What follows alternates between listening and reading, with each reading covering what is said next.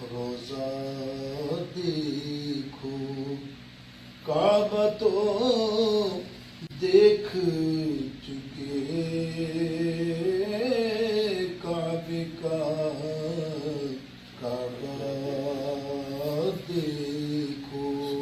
وصلی اللہ تعالی علی خیر خلقہ وآلہ وصحبہ اجمعین۔ نہایت مختصر حمد و ثنا اس بار تعالیٰ جل شانہ کی بارگاہ اقدس میں اور اس کے حبیب علیہ السلام کی بارگاہ اقدس میں قرآن درود و سلام کا نذرانہ پیش کرنے کے بعد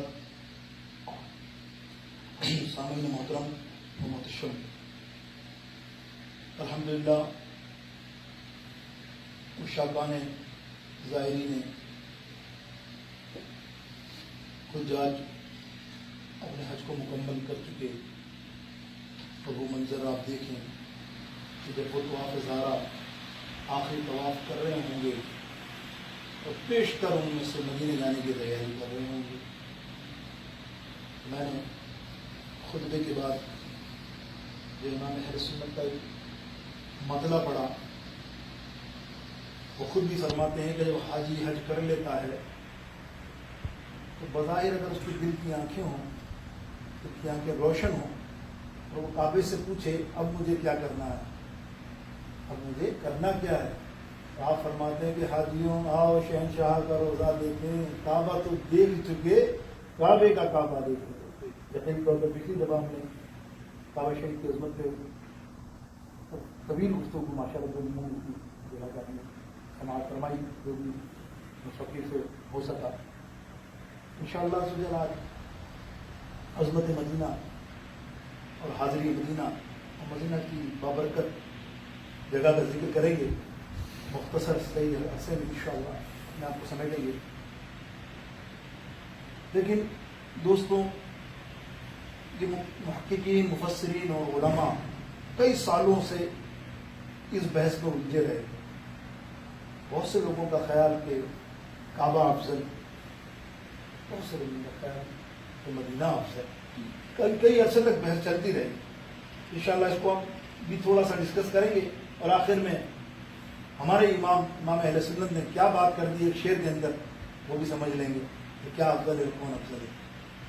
خیر تو کعبہ شریف میرے دوستوں واقعی عظمت، اس میں شک نہیں، عظمت والی جگہ ہے، عبادت والی جگہ ہے، نمازوں کی رخ ہمارا اس طرف ہے، اللہ کا گھر ہے، بیت اللہ شریف حضور علیہ السلام کی پیدائش کی جگہ ہے۔ بیت الکعبہ تو ہے ہی افضل، اور کیوں نہ افضل ہو۔ کعبے میں جب آدمی داخل ہوتا ہے اس کے حدود میں، اللہ رب العالمین نے 120 رحمتیں اس بندے پر اللہ تعالیٰ نازل فرماتا ہے جو کعبے کے اندر داخل ہو جاتا ہے۔ 120 رحمتیں اور نیکیاں۔ اب یہ 120 نیکیاں شاید میں آپ کو بیان کروں کہ یہ وہ نیکی نہیں جو ہمیں ملتی ہیں، ہمیں تو نیکی مل جاتی ہے، ایک نیک کام کیا 10 نیکی مل گئی۔ وہ نیکیاں اور تجلیاں کیسی ہیں کہ اللہ رب العزت کا ڈائریکٹ نور رحمت اس پر نازل ہوتی ہے، ڈائریکٹ۔ یعنی جو شخص طواف کرتا ہے یہ 120 نیکیوں میں اس کو 60 رحمتیں اور نیکیاں نصیب ہوتی ہیں، اور جو اس کعبے کے حدود میں ہر میں کعبہ میں جو نمازیں عبادتیں کرتا ہے اس کو 40 رحمتیں اور نیکیاں نصیب ہوتی ہیں، اور 20 باقی بچی 20 وہ 20 رحمتیں کیسی ہیں کہ صرف کعبے کو دیکھنا، جو شخص محبت کے ساتھ کعبے شریف کو خالی دیکھ رہا ہے، نہ کوئی تسبیح، نہ کوئی تحلیل، نہ کوئی ذکر، نہ کوئی اذکار، خالی دیکھتا رہے محبت سے کہ کیسا پیارا اللہ کا گھر ہے، اللہ اس پر 20 رحمتیں نازل فرماتا ہے۔ اب آپ دیکھیے رحمتیں کیا۔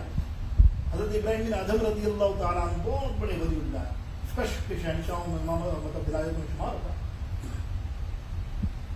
انہوں نے زیادہ تر حج، ایک حج انہوں نے ایسا کیا کہ ہر فرلان پر 2 رکعت نفل ادا کر کے مکہ شریف پہنچے حج میں، یعنی 3 سال کے عرصے میں، بلخ سے حج مکے میں 3 سال کے بعد پہنچے اور پھر حج ادا کیا۔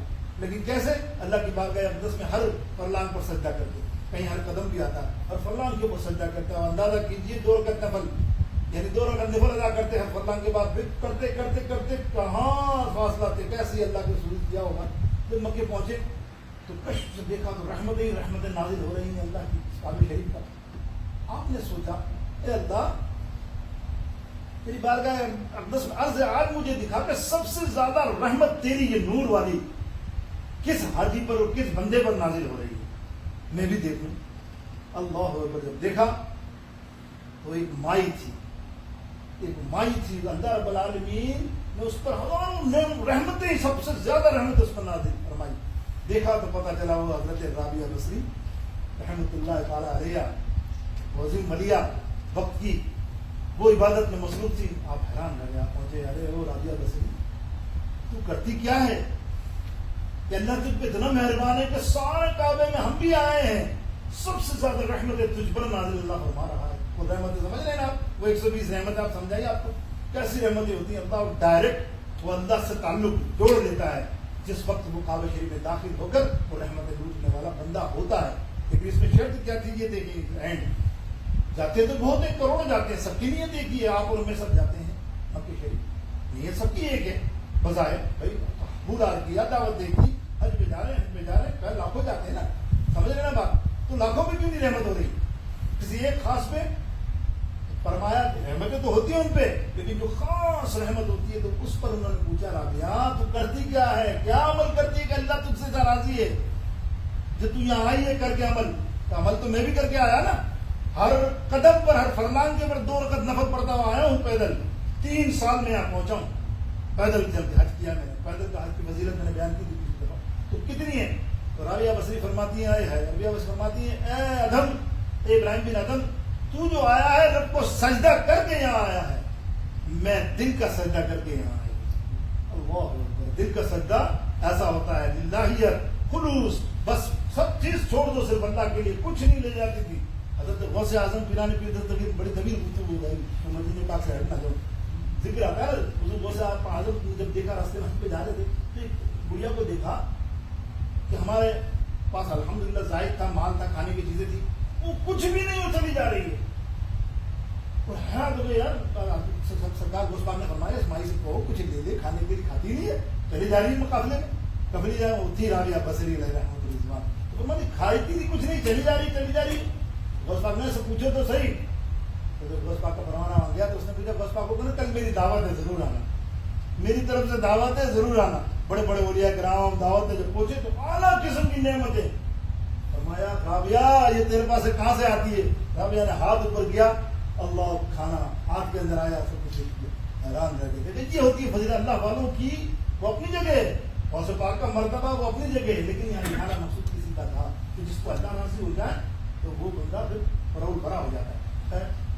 میرے دوستوں بزرگوں، آیت کریمہ تلاوت کی، قرآن مجید کی ارشاد ہے، اللہ تعالیٰ اپنے محبوب سے فرماتا ہے محبوب کہہ دو کہ اللہ رب العالمین حبیب علیہ السلام نے جب ہجرت فرمائی نا تو بڑا دکھ تھا، ہجرت کا نہیں، کعبہ چھوڑنے کا، ان سے بڑی محبت تھی نا کعبہ شریف کو، کعبہ چھوڑ کر کہتے ہیں کعبہ میں تجھے کبھی نہ چھوڑتا اگر یہ موقع نہ آتا، میرے پاس ہجرت کا اللہ کی طرف سے حکم نہ آتا، لیکن آپ نے ہاتھ اٹھا لیے، اے اللہ کیسی برکتیں تو نے کعبہ شریف میں مکہ میں عطا کی ہے نا، 1 لاکھ نیکی آپ کو یاد ہے نا، 1 لاکھ نیکی ہے، ایک نیکی 1 لاکھ کے برابر ہے کعبہ شریف میں، اور بے شمار معاملات، اتنی برکتیں تم نے کعبے میں عطا کی ہے، لیکن اب جب تو مجھے نیا شہر مدینہ عطا کر رہا ہے تو اس سے دگنی برکتیں عطا فرما۔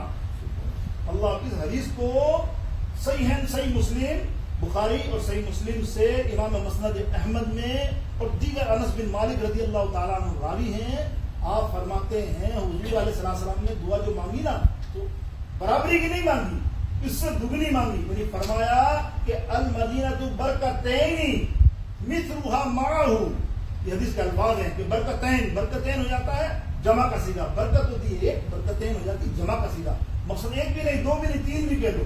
اور اللہ رب العالمین نے فرمایا نا وَقُلْ رَبِّ ادْخِلْنِي مُدْخِلَ صِدْقٍ وَأَخْرِجْنِي، اے محبوب داخل ہو جاؤ جو تم نے سوچا ہے مدینہ پاک میں برکت والا شہر مکہ سے مدینے کی طرف۔ یہ اللہ رب العالمین نے قرآن میں ارشاد فرما دیا محبوب، واقعی آپ دیکھیں جب کہ میں نے بحث شروع میں کی تھی کہ افضل کون سا اور کیا نہیں، تو آپ دیکھیں کعبہ کی عظمت اپنی جگہ،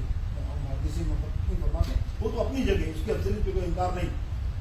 اور مدینہ شریف عاشقوں کی نظر میں جتنے امام عاشقوں کے گزرے ہیں، جتنے بھی آپ دیکھ لیں، قاضی عیاض سے لے کر دیکھ لیں، امام مالک سے لے کر دیکھ لیں، اور بخاری شریف کے امام سے بھی دیکھ لیں، اور جتنے محدثین، امام شاہ عبد اللہ محدث دہلوی رضی اللہ تعالیٰ عنہ، امام زالا، امام راضی، امام جلال الدین سیوطی، یہ چند لوگوں کو نام وقت کے حساب سے دے رہا ہوں، یہ وہ ہیں جنہوں نے قلم سے بتایا کہ مدینہ شریف عاشقوں کی جگہ ہے، عاشقوں کے لیے مدینہ سب سے افضل ہے، محبت کرنے والوں کے لیے مدینہ افضل ہے۔ ویسے مدینہ افضل ایسے کیوں ہے؟ دیکھیے حضور علیہ الصلوۃ والسلام کی دعا بھی ہے، اور میں نے دعا کی، آپ کو ایک روایت بھی بیان کی، ایک نہیں 2 روایتیں بھی ہیں، 3 روایتیں بھی ہیں، کئی قرآن مجید نے بھی ارشاد کیا کہ اللہ نے فرمایا محبوب جاؤ مکہ سے کعبے سے، مکے سے مدینے کی طرف، وہ شہر تمہارے لیے بہت برکتوں والا ہے۔ لیکن اس کی آج پس منظر میں آپ دیکھیں، اب تاریخ میں آپ تھوڑی سی بیان دوں 5 منٹ کے اندر تاریخ، جیسے میں نے کعبہ شریف کی آپ کو بیان کی تھی پچھلی دفعہ کہ کعبہ کی جو تعمیر تھی، فرسٹ تعمیر یعنی پہلی زمین جو بنی وہ کعبے کی دیوار سمجھتے بنی، اور دیوار کے وسیلے سے ساری زمین بن گئی۔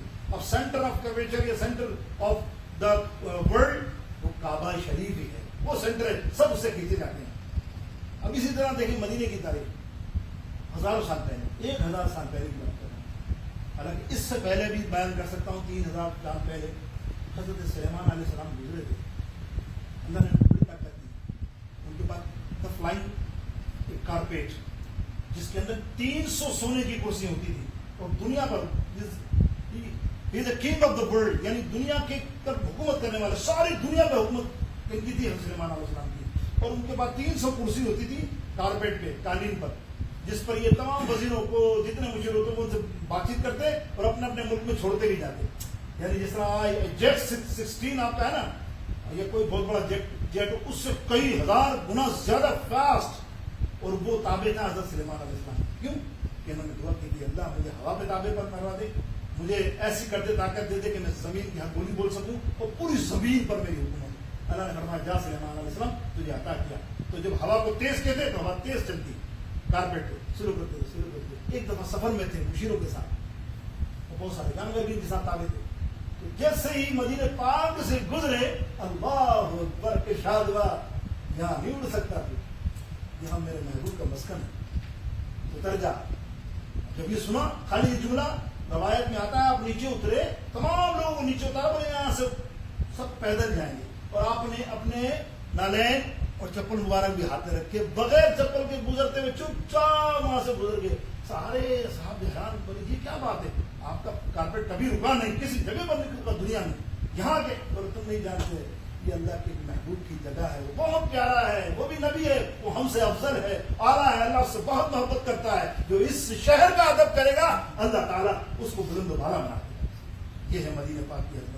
تو وہیں صاحب کا تو قصہ سنا کہ صاحب نے جب یہ روایت سنی حضرت سلیمان سے تو وہیں رک گیا، اور وہ حضرت ابوبکر کی نالین پہ اور پاؤں کے اوپر اس نے گسا تھا، جیسے آپ کو پتا ہے وہ روایت کروانے جاتے۔ اب آئیے 1000 برس پہلے ایک بادشاہ گزرا ہے، اس کا نام ہے تبع حمیری، بڑا ظالم بادشاہ اپنے حساب سے، ظالم اس سینس میں کہہ رہا ہوں کہ وہ اس کے حسرت تھی، اس کا پیشن تھا، اس کا شوق تھا کہ سب ملک کو تب میں قبضہ کروں، وہ کرتا کرتا اپنے ملک سے نکلا، سب کو فتح کرتا گیا، اور فوج کی فوج بن دی گئی، اتنی فوج بن گئی کہ 1000 عالم اس کی فوج میں، اس کے مسلک کے حساب سے یا اس کے مذہب کے حساب سے 1000 عالم اس کی فوج میں، گزرتا گزرتا جہاں جاتا لوگ ہاتھ جوڑ کے اس کو مرغی دے دیتے، بھائی تیرے سے تو خوف آتا ہے، تو مار دے گا، اور کو سے لڑتے تو فنا کر دیتا ہوں۔ مکہ شریف پہنچا، سنیے مکہ شریف پہنچا تو اس کو پتا جس ملک میں جاتا ہوں تو وہاں کے جو بڑے بڑے ہیں سب آگے میرا استقبال کرتے ہیں، جھکتے ہیں، سجدہ کرتے ہیں، فلانا جو بھی ادب کرتے ہیں، لیکن مکہ سے کوئی نہیں آیا۔ کہا یہ کیا بات ہے بھائی، کیا میری دہشت کا آپ کو پتا نہیں ہے کہ میں بادشاہ ہوں؟ آگے اندر تک گیا، مکہ میں کوئی لفٹ نہیں، تو عالموں نے بولا یہ بادشاہ یہاں ایک ایسی جگہ ہے جس سے اس کا ہی ادب کرتے ہیں، اس زمانے میں بھی ادب ہوتا تھا، یاد رکھیں بیت اللہ شریف کا، بولے کون سا، بولے کعبہ شریف ہے، اللہ کا گھر ہے بیت اللہ شریف، یہ صرف اس کا ادب کرتے ہیں، وہیں جاتے ہیں، وہیں چکر لگاتے ہیں، یہ کسی کو لفٹ نہیں کراتے مکہ میں۔ اس کو بڑا غصہ آیا، سنیے گا، بڑا غصہ آیا۔ غصہ جب آیا تو اس نے کہا میں اس کعبے کو نعوذ باللہ ثم نعوذ باللہ میرے لیے نہ اس کو تباہ نہ کر دوں، پہلے میں اس کو برباد کروں گا، پھر ان کو میں کچل دوں گا۔ ابھی اس نے یہ سوچا ہی تھا، یاد ہے نا آپ کو پچھلی دفعہ میں نے سنایا تھا ابراہ والی بات، فیل والی بات، ابھی اس نے سوچا، اس کے دماغ میں شدید درد اٹھا، اتنا شدید اٹھا کہ پریشان ہو گیا، وہ درد اس کا گیا نہیں تو آگے بہت سوچے حملہ کرنے کا، اسی درد کے اندر کئی سال تک مبتلا رہا اسی مکے میں، کبھی وہ کبھی بلا لیے دنیا کے اس نے، علاج نہ ہو سکا. ایک بڑے عالم نے اس سے پوچھا تمہارے درد کا علاج میں بتاؤں؟ بولے کیا کرو تم نے؟ اس نے منہ سے نہیں کہا تھا, نیت کی تھی میں کعبہ تباہ کیوں نہ کر دوں. تم نے دل میں یہ تو نہیں سوچا کہ اس کعبہ شریف کو میں تباہ کر دوں؟ بولے ہاں میں نے سوچا تھا, پر یہ درد اسی کا, کیونکہ جو اس کے بارے میں سوچتا ہے نا تو اللہ اس کو برباد کر دے گا. دیکھ لیا اللہ اکبر, تم نے سوچا ابھی غائب ہو جا, چھوڑ دے, دیکھ ابھی تیرا علاج ہو جائے گا. ہاں ہاں بھائی میں تو بہت تکلیف میں ہوں, میں تائب ہوتا ہوں, میں کچھ نہیں کروں گا, میں کچھ نہیں کروں گا. میں نے واپس لے لیا الفاظ, جیسے ہی الفاظ لیے مکمل صحتیابی ہو گئی. اب صحتیابی ہو گئی نا, اب تو یہ معتبر ہو گیا کعبے کا. اب تو کعبے کے آگے سے طواف بھی کیا, سب کچھ کیا. اور جو آج آپ دیکھتے ہو نا تبدیلی غلاف کعبہ, سب سے پہلا غلاف لگانے والا کعبے کے اندر یہ تبہ حمیری تھا جس نے پہلا غلاف لگایا ادب سے, ادب کرتے ہوئے. آج کے بعد کتنے ہزار سال ہو گئے, 1000 سال پہلے کی بات, اب تو 2000 تقریباً سالوں کی بات ہوگی. اس سے آج تک چلا آ رہا ہے تبدیلی کعبہ کا وہ غلاف. کبھی کالا ہوتا ہے لیکن زیادہ تر کالا ہی رہا, سیاہی رہا. ڈاکٹر یہ اب یہ کچھ عرصہ رہنے کے بعد ادب و اداب سے وہاں قابل ادھر رہا. اب یہ آگے سفر کیا حملے کرنے کے لیے, اب آیا آگے مدینے سے. اب جیسے وہاں گزرا مدینے پاک کہیں تو ان کے علماء نے لمبے لمبے سانس لینے شروع کر دیے. ایسے سارے آواز آ رہی. اس نے بادشاہ نے کہا یہ کیا کر رہے ہو بھائی, یہ کیا معاملہ؟ بولا آپ نہیں جانتے بادشاہ, یہ وہ جگہ ہے, ہمیں محسوس ہو رہا ہے, ہم نے پڑھا ہے بڑی بڑی کتابوں میں کہ یہاں اللہ کا سب سے پیارا محبوب آ کر مسکن سکون اختیار کرے گا. یہ اس کا شہر ہے جو اللہ کو بھی پیارا ہے اور اس کے اس رسول کو بھی پیارا ہے. اب جو تعریفیں کی تو تبہ بن حمیری حیران ہو گیا. اس نے کہا بھائی یہیں رک جاؤ, میں جاؤں گا ہی نہیں آگے, میں یہیں اس کا ملاقات کروں گا اس نبی سے. اور اس نے وہیں ڈیرا ڈالا اور رہنے لگا. کئی سال تک رہنے کے بعد کہا عالموں سے کب آئیں گے؟ بولا ابھی تو نہیں آئیں گے, تو کئی سو سال لگیں گے نبی کے آنے کی بشارت میں. یا اللہ, تو پھر اس نے کیا کہا, اس نے ایسا کیا 1000 مکان بنائے مدینہ پاک میں, اور سارے عالموں کو 1000 عالموں کو کہا کہ آپ یہاں رکیں گے, میں جا رہا ہوں آپ یہاں رکیں گے. اور اس میں ایک 2 منزلہ بلڈنگ بنائی. اس زمانے میں 2 منزلیں ایسی جیسے آپ کی سیئر ٹاور ہے نا, وہ زمانے میں 2 منزلہ بلڈنگ بن گئی. تو اس کا مقصد ہے مخصوص. اور ایک بڑے والے کو بلایا اور اس کو کہا میں تجھے خط لکھ کے دیتا ہوں, تم یہیں رہنا, تیری نسلیں بھی یہیں رہے. وہ خط, وہ جو نبی آئے نا جو آنے والا ہے, کیسی محبت ہو گئی, اس کو وہ خط دے دینا. آپ نے اس نے مطلب گولڈ کے اس سے خط لکھا, سونے کے پانی سے خط لکھا, خط لکھ کے اس کو دیا. کا تیری نسل تو چلا جائے مانگنے لگے تو اپنی نسل دوسری کو دینا, دوسری کو دینا, تیسری کو دینا, سب کو وصیتیں کرنا کہ جب تک آئے وہ رکے. اب دیکھیں اس میں الفاظ تو بہت سارے تھے. اس نے سمجھ لیجیے کہ آپ نے توحید بھی بات کر دی. اس نے کہا میں آپ پر ایمان بھی لا رہا ہوں ابھی سے, لیکن اس نے ایک جملہ لکھا, پنجابی کسی کو آتی ہے تو سمجھے. تو اس نے ایک جملہ لکھا کہ آقا جدو یاد کرو اپنے غلامانو. وہ کہتا ہے یا رسول اللہ جب آپ آؤ نا اور اپنے غلاموں کو یاد کرو کل روز قیامت کے دن. میں تو جا رہا ہوں, پتہ نہیں میری ملاقات ہوئی گی نہیں آپ سے, لیکن یہ میرے خط کے نیچے یہ جملہ ہے کہ جب قیامت کے دن آپ غلاموں کو پکڑ پکڑ کر شفاعت کرو نا تو کیا فرماتے, میرا نام بھی دے دینا, مجھے بھی ساتھ لے جانا. کہ آقا جدو یاد کرو اپنے غلامانو, ساڈا بھی غلاماں وچ شمار ہونا چاہیے, ساڈا بھی غلام. کہتا ہے یا رسول اللہ بس یہ تمنا ہے. وہ خط دے کر چلا گیا. اب آپ کو خط کی حقیقت پتہ چل گئی کہ خط اور گھر کس کی نسل میں آیا. اب دیکھیے حضور مدینہ ہجرت کر کے باتیں بہت ساری ہیں, ابھی میں پہنچا ہی نہیں اصل تک. یقین جانے مدینہ پاک کا ذکر تو آپ کو 6 جمعے بھی ہو جائیں تو بھی ختم نہ ہو. ایک جمعے میں کیسے سمیٹوں.